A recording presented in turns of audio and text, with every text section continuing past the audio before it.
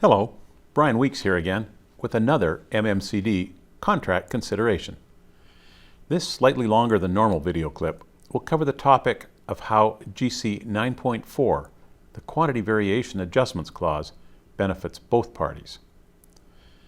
One of the things our Documents Committee reviews is what supplemental general conditions various owners write when they're preparing tenders based on our MMCD. Increasingly, we note that owners are either modifying or deleting entirely GC 9.4.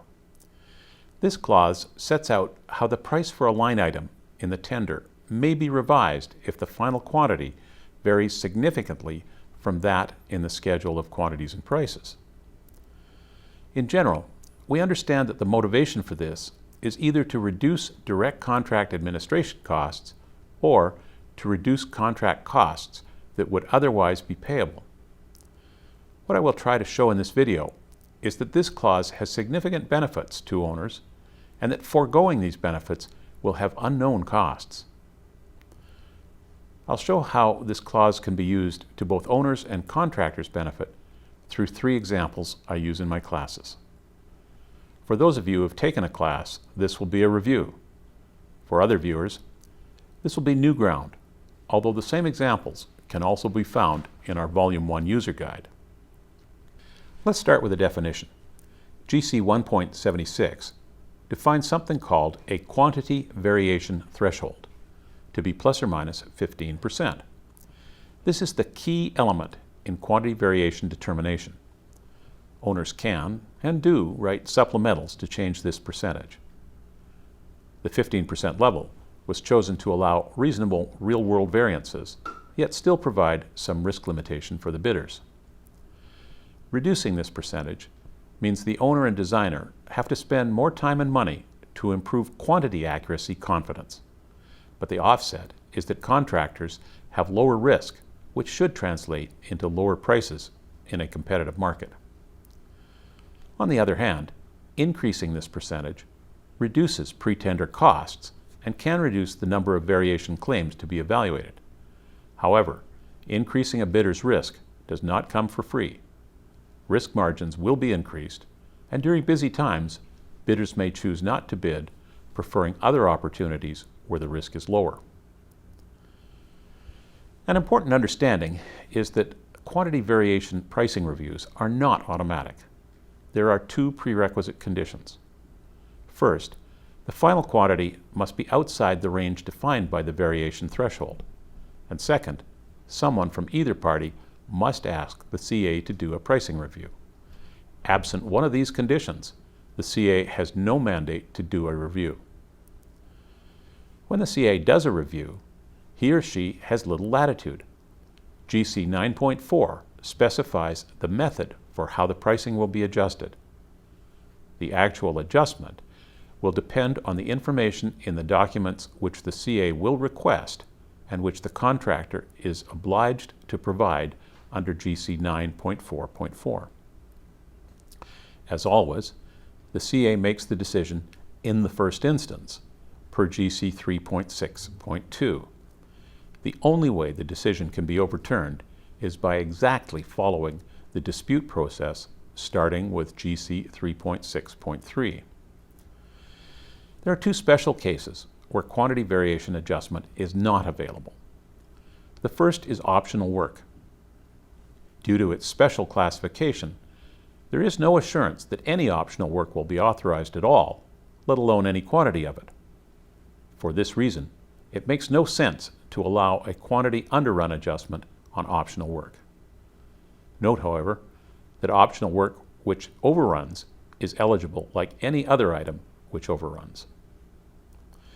The other special circumstance is approved equals. Should an equal be approved partway through a work item, it makes no sense to allow an underrun claim on the material for which substitution was permitted. Again, however, should the total of the original material plus the approved equal exceed the threshold value, an adjustment request can be submitted. Now that you understand the theory of quantity variation adjustment, let me explain why the drafters of the MMCD thought it was a good idea. Two of the underlying and guiding principles of the MMCD are being fair to both parties and appropriate risk allocation.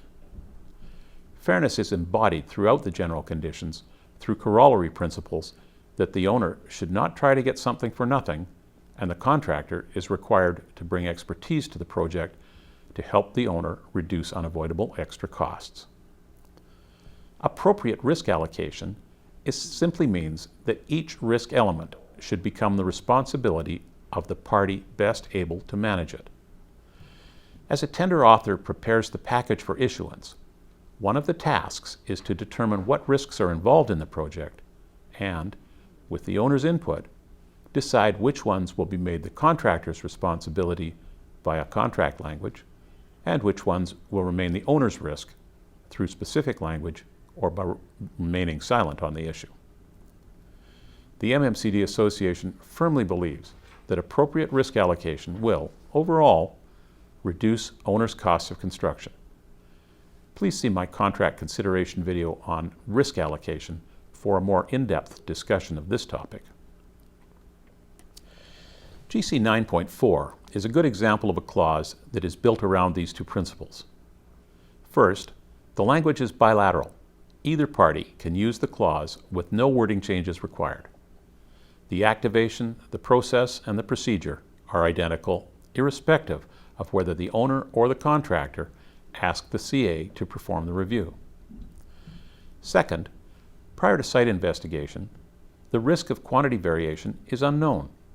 Thus, it is appropriate for the owner to have some tolerance band on the estimated quantities. However, it is also totally within the owner's purview to determine how much money to spend on field investigations and design evolutions prior to tendering in an attempt to have final quantities remain generally within the tolerance band. Short of trenching the entire project, the owner will never have perfect accuracy on some underground items.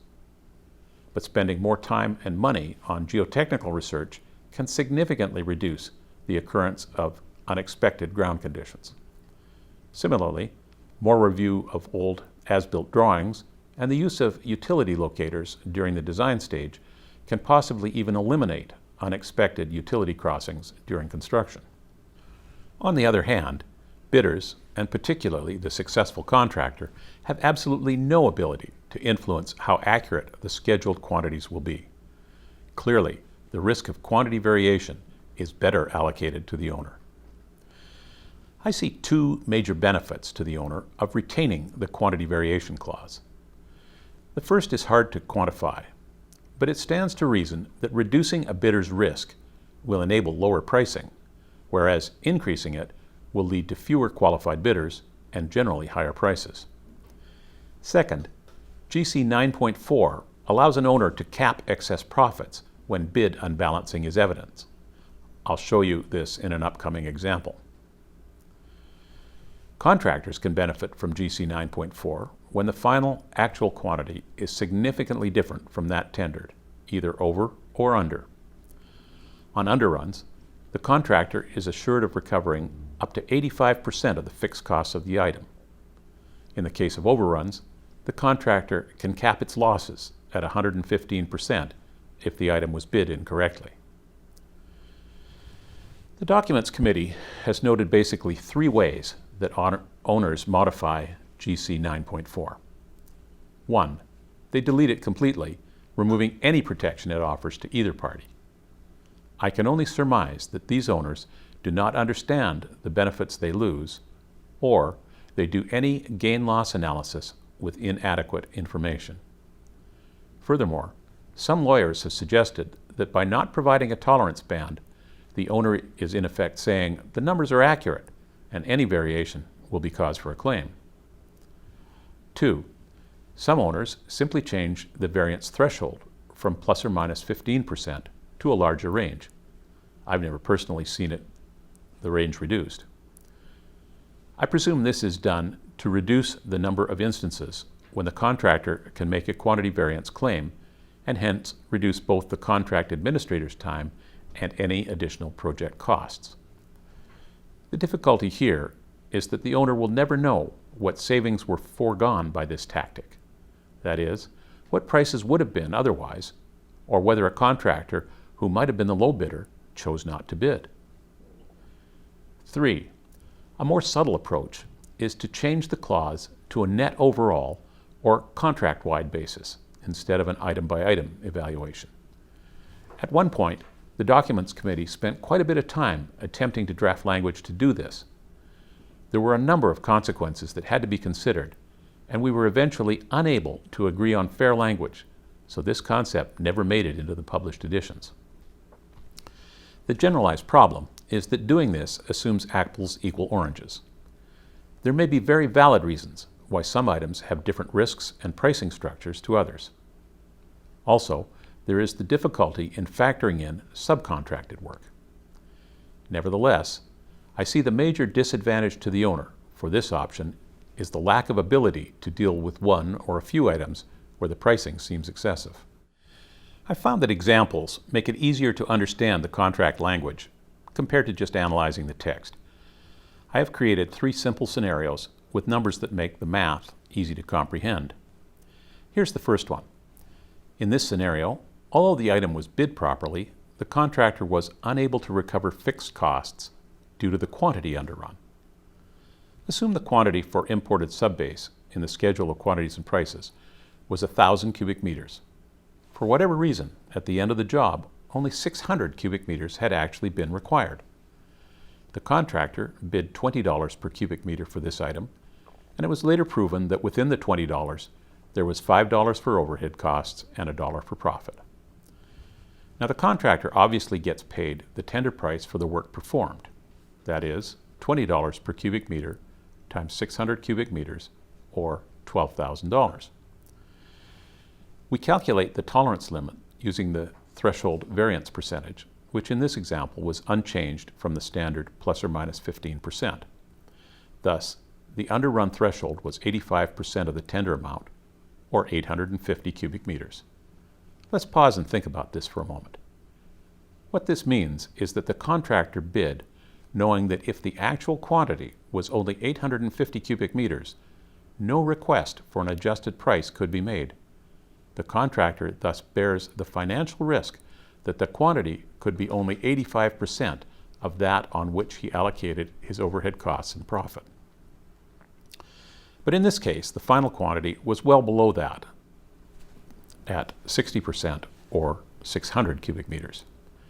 GC 9.4.31 allows for the recovery of overhead costs and profits on the quantities between the 600 cubic meters actual and the 850 cubic meter lower threshold. In this scenario, this means the missing 250 cubic meters is eligible for reimbursement at $5 plus $1, or $6 per cubic meter, for a quantity variation underrun allowance of $1,500. In class, I'm usually asked 2 questions about this scenario. First, how does the CA find out what the right numbers are for the overhead and profit within the bid price? There are several ways the contractor can certify or have certified the breakdown of the bid prices, but they involve third parties and almost never occur. The easiest answer is to point out that the contractor is motivated to provide supportable and believable numbers to the CA. If the contractor cannot do this to the CA's satisfaction, the CA is empowered to make his or her initial decision on whatever fair basis can be rationalized. If the CA does this well, the calculated adjustment will be close enough to reality that there would be no point in taking the decision to a dispute.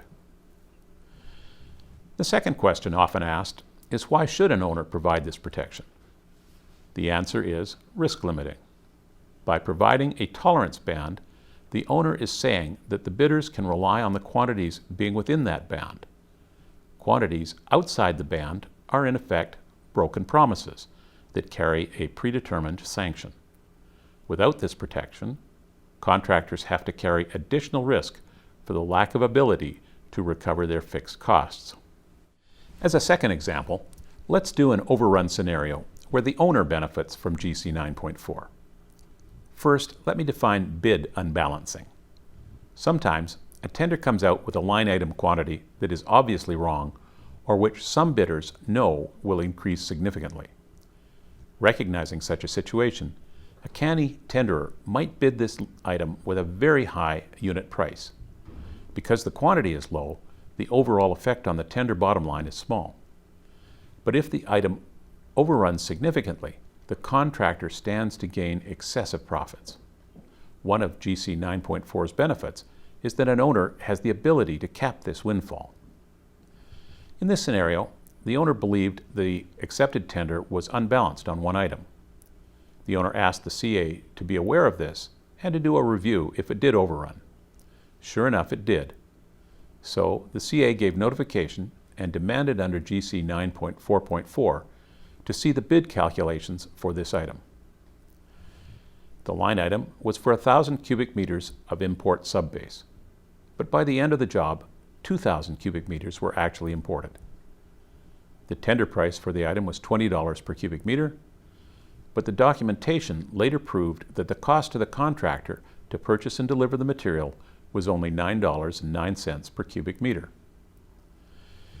Again, we need to calculate the threshold limit.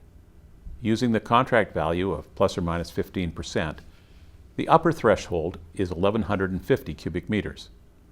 Thus, the contractor is entitled to be paid the tender price of $20 per cubic meter for 1,150 cubic meters, yielding a subtotal of $23,000. But GC 9.4.32 caps that pricing at 1,150 cubic meters. For all quantities beyond that, a new price will apply. Failing a negotiated adjustment, the clause allows the CA to set a price which reimburses actual costs plus markups set out in GC 10.1. Looking at GC 10.1.13, we can see a markup of 10% is allowed on delivered material costs. 10% on $9.09 makes a nice round $10 per cubic meter. This new price applies to the quantity between that paid at the tender price and the actual quantity imported, that is, 850 cubic meters. Thus, the contractor will receive only $8,500 for this quantity instead of the $17,000 which would have been due if not for the request to do a quantity variation price adjustment. The effect of this is that while the contractor made windfall profits from the tender information error, that windfall was capped at 115% of the tendered amount. At a total of $31,500 for this item, the average cost to the owner drops to $15.75 per cubic meter, significantly better than the $20 bid. I'm usually asked, what about fairness? Isn't the contractor taking advantage of the owner's mistake? And maybe we should apply the lower price to all the quantity, not just that over 115%. The answers are, yes, the contractor is taking advantage of the owner's mistake. But fairness works both ways, as we'll see in the next example. Changing the price retroactively to benefit the owner is no more palatable in a fair contract than changing it to benefit the contractor.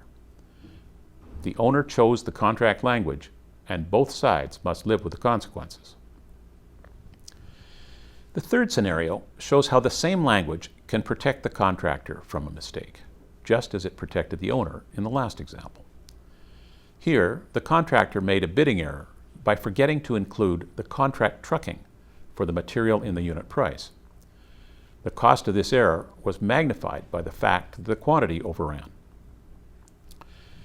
The tender quantity of imported subbase was 1,000 cubic meters, as in the last example.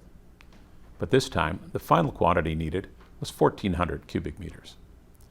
As usual, we first determine the tolerance limit to see if a quantity variation adjustment is permitted. 115% of the tendered 1,000 cubic meters gives us an upper limit of 1,150 cubic meters, just as in the last example. So once again, the contractor will be paid the first 1,150 cubic meters at the bid price of $20 for a subtotal of $23,000. The quantity available for a new price is the 1,400 actual cubic meters less the 1,150 cubic meters paid at the tender price, thus equaling 250 cubic meters. Calculating the new price is slightly more complicated this time. Failing acceptable negotiations, from GC 9.4.32b, the contractor is entitled to, quote, actual costs of the excess plus markups as provided by GC 10.1. GC 10.1.12b allows 10% on hired equipment costs, but in this case, the contractor's bid price included markups on all costs except the trucking, so the adjustment is only for the missing trucking component plus its allowed 10% markup.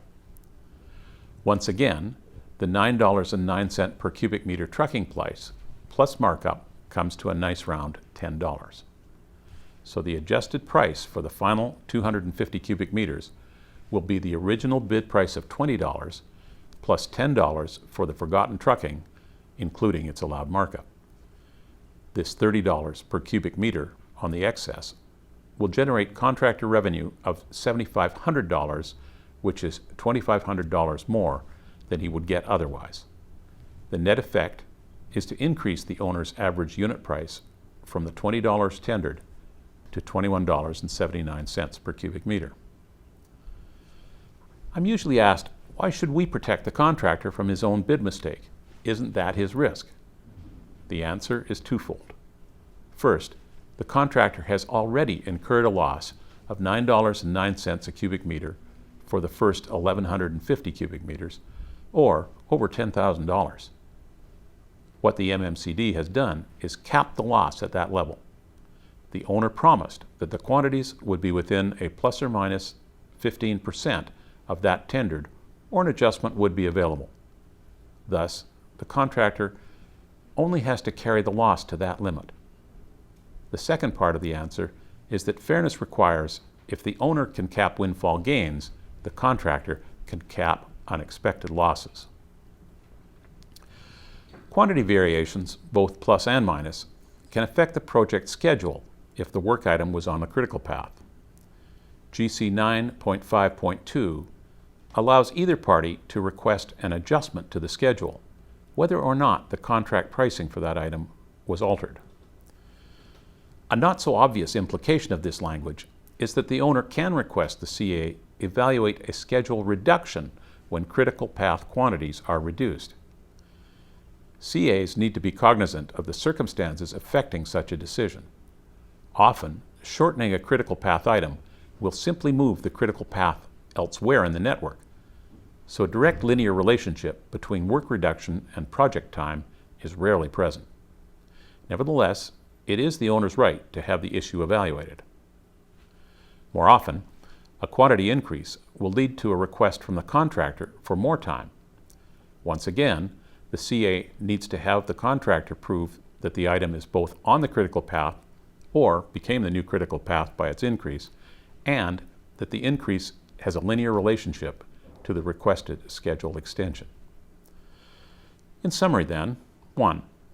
The MMCD language for quantity variation is based on two underlying philosophies: fairness and appropriate risk allocation. 2. Owners should do a careful loss-gain analysis if they plan to remove or alter GC 9.4 regarding quantity variations. 3. GC 9.4 is bilateral. Either party can trigger a review, but it is not automatic. One party must request the review. 4. Owners control quantity variation risk prior to tender by choosing how much site investigation to fund during the design stage. The more accurate the design, the fewer quantity variation claims will be possible, hence contract administration costs should be lower. 5. Owners benefit from GC 9.4 by encouraging lower risk allowances in tenders and by being able to cap windfall gains on unbalanced bids. 6. Contractors benefit from GC 9.4's protection against loss of overhead recovery on underruns and capping of losses from bid errors on overruns. 7. Time should always be a consideration.